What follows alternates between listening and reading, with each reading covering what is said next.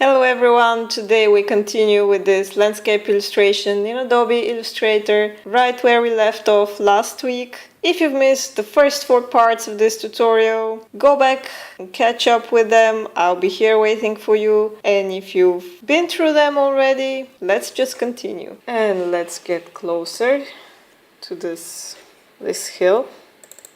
Get inside and let's see. We are closer now and we're going to have a lot more detail.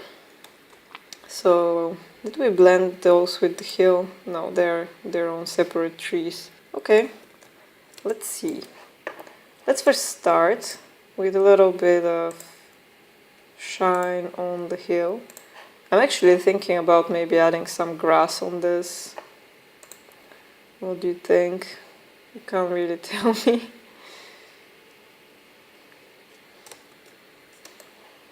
Kind of wish this was live so you can tell me what you think and I can adjust as I go. Now I want this light to be sort of behind the trees, so I'm going to select it and send it backwards with Control and left square bracket. A little more back behind the other tree as well. I'm thinking that's a bit much. Maybe I'm going to adjust it a bit with the direct selection tool. The nice thing about this tool is that I don't need to get inside the group.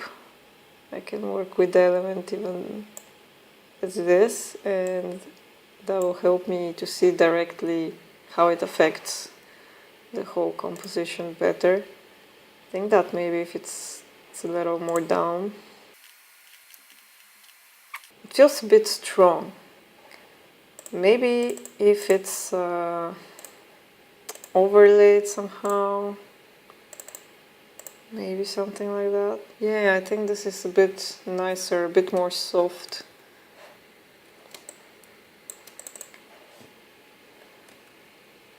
Well, at this point I'm not sure how much of a tutorial this is, since I'm really thinking on the spot.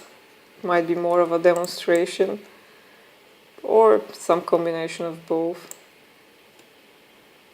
Please let me know if this is helpful.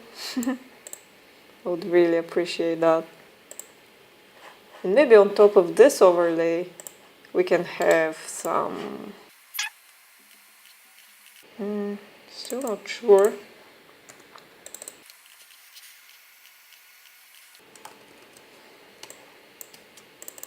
Send it behind the tree. Maybe it will help if we tie this light or shine together with what will be happening on the tree. So I'm thinking, let's get inside the tree because it's its own group within the group, and it's some shine. Maybe the trunk would have...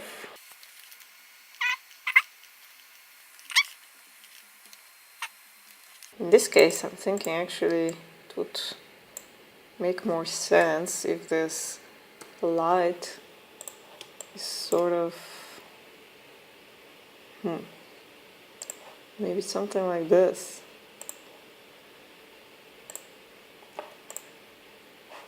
And maybe this one behind needs to have somewhat different shape as well. So I'm going to hit plus and bring this, what is it called? Pen tool with a plus.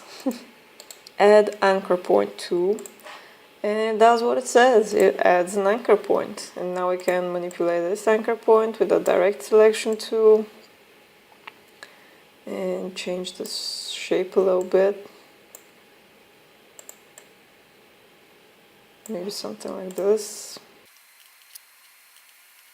We can also do the same with minus, and this will delete the anchor point.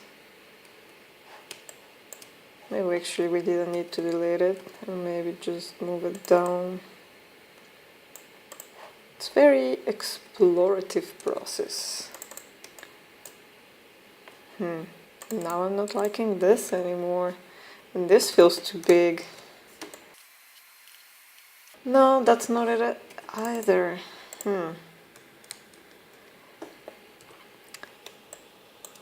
I don't think I've realized how much of back and forth this process can be when you just do it and don't think about it, or don't think about explaining what you're doing.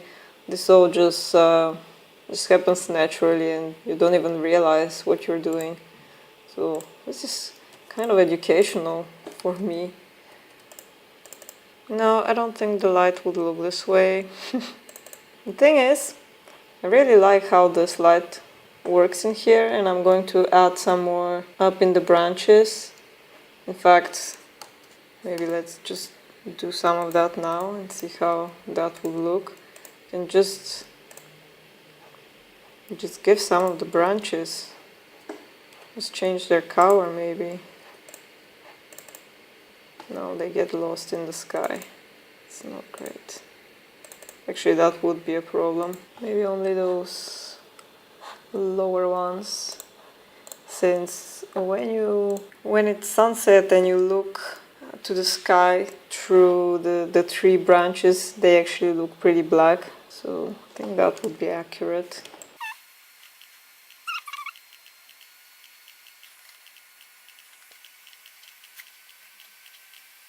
No, that's not it. Maybe this down here is actually enough. Maybe there is a ray just down here. Let's add a little bit on this one as well, see how that would work. Yeah, I keep feeling like we need something on the ground as well to tie it in. Maybe if we go from one to the next, form a little bit of a triangle down here. Send that a little bit backwards. Maybe it's a bit shorter. Yeah, I think it's kind of nice how it grounds it. Although this would probably work better if it was a shadow and not sunlight. Maybe the direction will be more like this way. Yeah, I think so. Okay, let's start over. I think they will probably be receiving something like this maybe. Yeah, something like that. Or maybe the light is too intense. Let's see if it's going to work out with that darker. Well, that might be better. And lastly, I just want to try and have the light not touch the edge of the hill. I think this way we suggest that there is something else that creates a shadow in here, and there might be trees here or some other hills. Generally speaking, I think when you're in a forest, you do see that sort of shapes. This warmer spot of light sort of draws some attention here, which I like. And I think actually to create this illusion that there are other trees and other objects here that block the light, we might actually have to suggest those trees. And remember, we were playing with those in the beginning and didn't find a spot for them. I'm thinking that they might actually do well down here. Not too bad. It's a bit funny that you can see the tree continuing down here, but remember, this here is the frame. That's all that we're going to get when we export. All this stuff that's sticking out, it's not a problem.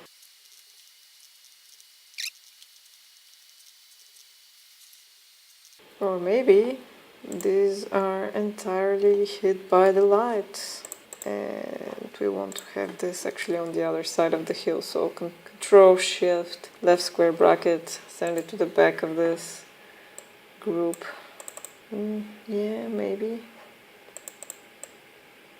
Certainly gives a bit of dimension, but it's not really what I'm looking for. Yeah, I think these are probably entirely in shadow. Or maybe we need some... Do we still have those? No, we did use them all. Let's Let's steal this again. Control C to copy it. Get into the group. Control V to paste it. Eyedropper to change the color. Just want to see if this silhouette would fit better for what I'm trying to achieve.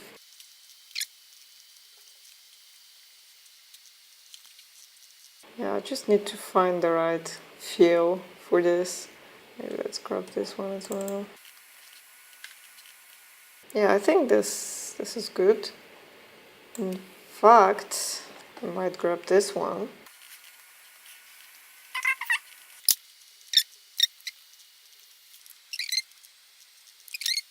I'm actually now wishing that I had some more regular shaped tree. I made them all a little too crazy. So I just feel like something in front here, suggesting that there is forest over this hill, or maybe individual trees, but they're also on the other side of the hill, and some of them are giving a bit of a shadow.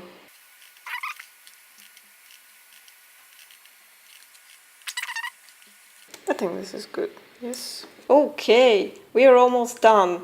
Only one more part to go. But be sure you don't miss that, so come back next week and subscribe and click the bell icon to be notified when I post the next part of this tutorial. And I'll be looking forward to see you next week. Like and comment to let me know if these tutorials are helpful and if you have any questions. And I will see you next week. Have fun!